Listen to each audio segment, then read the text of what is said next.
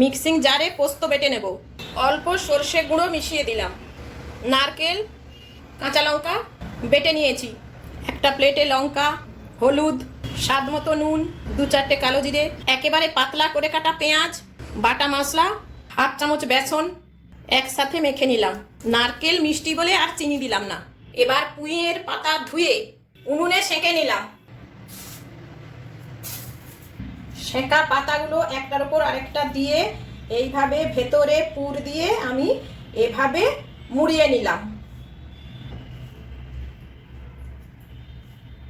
এইভাবে সবগুলো তৈরি হয়ে গেলে অল্প তেল দিয়ে এগুলো বসিয়ে দিলাম। মশলা পাতা সেদ্ধ হওয়ার জন্য চাপাও দিলাম। ঢাকা খুলে একে একে উল্টে দিলাম। পাতুরি ভাজার জন্য অল্প তেল দিলাম। ভাজা হয়ে গেলে একে একে নামিয়ে নিলাম।